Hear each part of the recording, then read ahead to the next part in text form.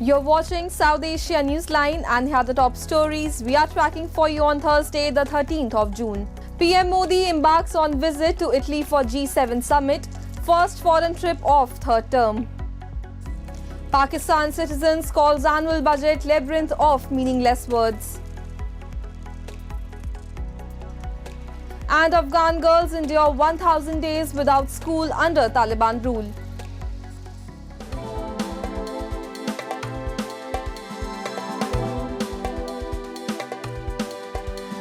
And now for all the details, Indian Prime Minister Narendra Modi on Thursday embarked on a visit to Italy to participate in the 50th G7 summit, marking his first trip abroad after assuming office for the third consecutive term.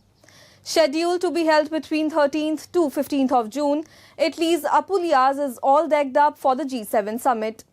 India will participate in the summit as an outreach country, focusing on key issues such as Africa, climate change and development. The Prime Minister will also hold bilateral talks with Italian Prime Minister Giorgia Meloni, marking their second meeting after Meloni's visit to India in March 2023 for the G20. PM Modi is expected to engage with other world leaders as well on pressing global issues. This will be India's 11th participation in the G7 summit and PM Modi's 5th consecutive participation.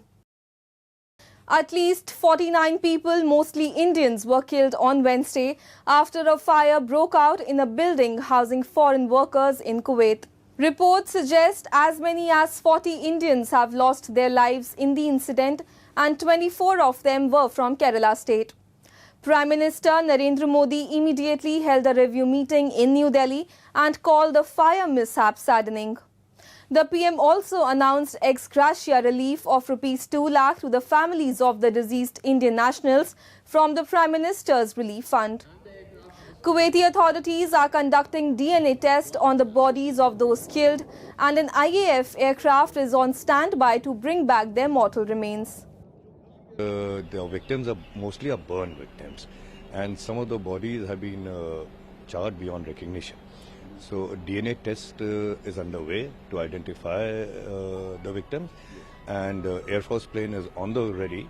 And as soon as the bodies are identified, their kin will be informed, and our Air Force plane will bring the bodies back.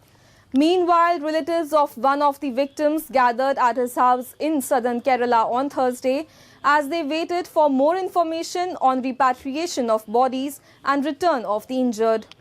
Low-paid blue-collar workers in the Gulf often live in overcrowded accommodations. ഷീമിൻ്റെ ഭാര്യയും ഷീമിൻ്റെ ഫാദറും മദറും ഇവിടെ ഉണ്ട്. അവർ രണ്ടുപേരും ഭാര്യയും മദറും അറിഞ്ഞിട്ടില്ല. അവർ ആശുപത്രിയിൽ ഐസിയുലാന്നുള്ളവരിലാണ് ഔദ്യോഗികമായി അറിഞ്ഞിട്ടില്ല. Moving on, Pakistan on Wednesday unveiled its annual budget, setting an ambitious tax revenue target of 46.66 billion USD. While the budget is in line with IMF guidelines, analysts and citizens worry about increased tax burden and inflationary impact with limited focus on common people's needs. A report. Pakistan on Wednesday released its national budget for the fiscal year to June 2025, setting a target of 3.6% economic growth as it looks to secure a new bailout deal from the International Monetary Fund. Finance Minister Mohammad Aurangzeb set a challenging tax revenue target of $46.66 billion for the financial year starting July 1. The set target is a near 40% jump from the current year. Aurangzeb said, like modern economies, Pakistan needs to keep in mind privatization and regulatory reforms, as they revealed the government's aim to secure 30 billion Pakistani rupees from privatization. The government has projected a sharp drop in its fiscal deficit for the new financial year to 5.9% of GDP, while keeping the inflation projection at 12%.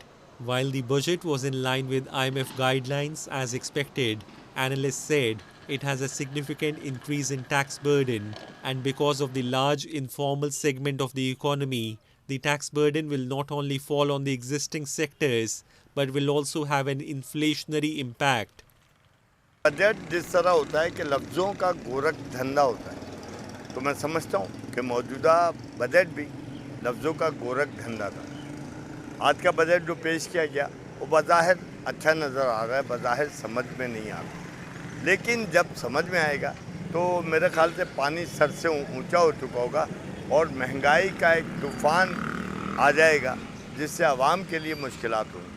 Expressing dismay, many Pakistanis said the government merely completed a formality which they do every year, but every year the budget only brings further hardships to the masses. सोच तो ये रहे थे कि budget आएगा तो थोड़ा सा रिलीफ मिलेगा एक आम आदमी को। देखें, आम आदमी ये सोचता है कि उसके जो ज़रूरत की चीज़ है, आटा, दाल, चीनी, घी, बिजली, पेट्रोल, ये सस्ता होगा तब उसको रिलीफ मिलेगा ना। आम आदमी को किसी बड़ी चीज़ के सस्ते होने से कि किसी ऐसी चीज़ के जो वो इस्तेमाल नहीं करता उसके सस्ते होने से फ़र्क नहीं पड़ता। तो इस चीज़ पर सोचना चाहिए था टैक्स लगाने वालों को, हुकूमत को, कि एक आम आदमी को रिलीफ कैसे मिलेगा, आम आदमी की ज़रूरत क्या है, आम आदमी का मसला क्या है। लेकिन इस बजट में आम आदमी के मसाइल, उसकी ज़रूरत के मुतल्लिक नहीं सोचा गया। And 1,000 days have passed since more than 1 million girls in Afghanistan were banned from attending classes beyond 6th grade, making it the only country in the world with such restrictions on female education. UNICEF Executive Director Catherine Russell said on Thursday that no country can move forward when half its population is left behind.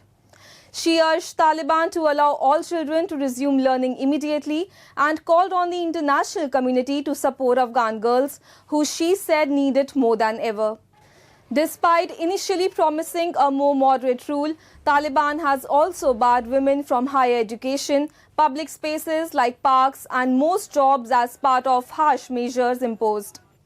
The UN has warned that the ban on girls' education remains the Taliban's biggest obstacle to gaining recognition as the legitimate rulers of Afghanistan.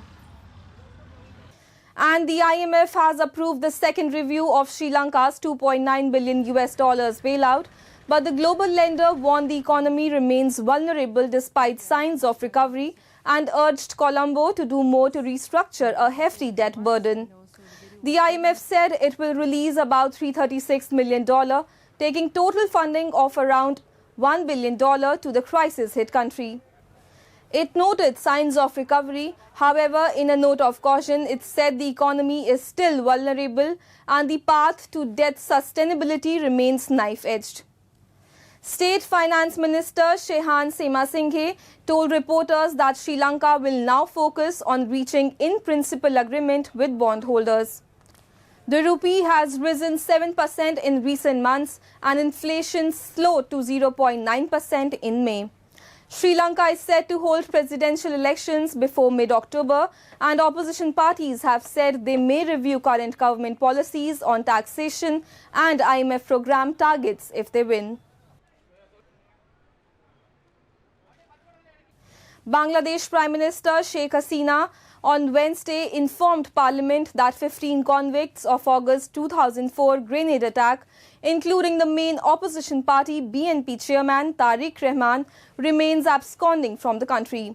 Responding to a query of the status of the case, Hasina said a total of 49 accused were sentenced in the trial of the grenade attack case, out of which 19 were given death sentence, while 19 others, including Rahman, were condemned to life imprisonment.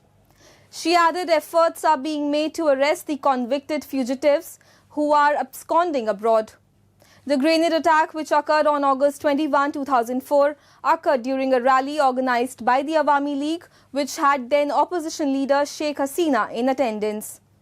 The attack resulted in the death of 24 people and left over 300 others, including Hasina, injured. Investigators and subsequent trials have revealed that the attack was carried out with support of then-ruling BNP and its ally, the Jamaat-e-Islami, with high-ranking officials like Rahman and then Home Minister Lutfozzaman Babar facilitating the logistical support and safe passage for the attackers. That's all in tonight's edition. We will see you same time tomorrow. Good night.